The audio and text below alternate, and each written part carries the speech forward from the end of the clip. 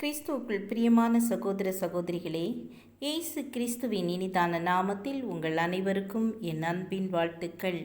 இன்றைய தினம் உங்களுக்காக கொடுக்கப்பட்ட வேத வசனம் லேவியராகமம் 13ஆம் அதிகாரம் 16ஆம் வசனம். அல்லது இரண மாம்சம் மாறி வெண்மையானால் அவன் ஆசாரியனிடத்துக்கு வர வேண்டும். கர்த்தர் மோசேயையும் ஆரோனையும் நோக்கி, ஒரு மனிதனுடைய சரீரத்தின் மேல் குஷ்டரோகம் இருந்தால் அவன் ஆசாரியனாகிய ஆரோனிடத்திலும் ஆசாரியராகிய அவன் குமாரரில் ஒருவனிடத்திலாகிலும் கொண்டு வரப்பட கடவன். அப்பொழுது ஆசாரியன் அவன் சரீரத்தின் மேல் இருக்கிற ரோகத்தை பார்க்க வேண்டும். இரண மாம்சத்தை ஆசாரியன் காணும்போது அவனை தீட்டுள்ளவன் என்று தீர்க்க கடவன். இரண மாம்சம் தீட்டுள்ளது, அது குஷ்டம். இந்த இரண மாம்சம் மாறி வெண்மையானால் அவன் ஆசாரியனிடத்துக்கு வர வேண்டும். இது கர்த்தர் இஸ்ரவேல் ஜனங்களுக்கு கொடுத்த பிரமாணம். ஆசாரியன் அவனை இவன் சுத்தமானான் என்று சொல்லும் வரைக்கும் அவன் தன்னை ஆசாரியனிடத்திற்கு காண்பிக்க வேண்டும். நம்முடைய பிரதான ஆசாரியர் இயேசு கிறிஸ்து.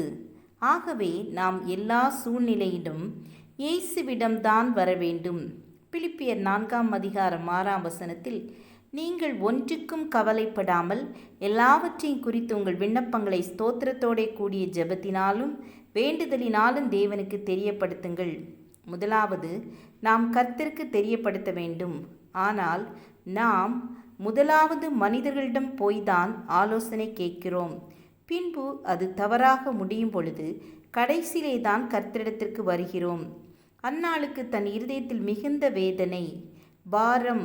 அவள் நேரே தேவ ஆலயத்துக்கு, அதாவது தேவ சமூகத்துக்கு வந்து ஜெபித்தாள். மனபாரத்தை இறக்கி வைத்தாள். ஆசீர்வாதத்தை பெற்றுக்கொண்டாள். சங்கீதம் 105:4 அவர் சமூகத்தை நித்தமும் தேடுங்கள். சங்கீதம் 16:11 உம்முடைய சமூகத்தில் பரிபூர்ண ஆனந்தமும் உம்முடைய வலது பாரசத்தில் நித்திய பேரின்பமும் உண்டு. தெய்வ சமூகத்தில் மட்டும்தான் ஆனந்தம், சந்தோஷம், ஆறுதல், உலகம் கொடுக்க முடியாத சமாதானம், இவை அனைத்தும் உண்டு. இதை நாம் வேறு எங்கும் பெற்றுக்கொள்ள முடியாது. யாத்ராகமம் 33ஆம் அதிகாரம் 15ஆம் வசனத்தில், உம்முடைய சமூகம் என்னோடே கூட செல்லாமற் போனால் எங்களை இவ்விடத்திலிருந்து கொண்டு போகாதிரும் என்று மோசே கர்த்தரிடம் கூறுகிறார். தேவ சமூகத்தின் மேன்மையை மோசே அறிந்திருந்தார். தேவ சமூகத்திற்குள்ளே இருக்கிறோமா அல்லது அதை விட்டு வெளியே இருக்கிறோமா? தேவ சமூகத்திற்குள்ளே வந்துவிடுங்கள். ஜெபம் செய்வோம். அன்புள்ள இயேசப்பா, எங்களை ஒவ்வொரு நாளும் உமது சமூகம் எங்களுக்கும் எங்கள் குடும்பத்துக்கு முன்பாக கடந்து செல்லட்டும். எங்களை வழி நடத்துங்க. உம்முடைய பாதையிலே எங்களை நடத்துங்க. எல்லா துதி கன மகிமை உமக்கே செலுத்துகிறோம். இயேசுவின் நாமத்தில் பிதாவே, ஆமேன், ஆமேன். God bless you.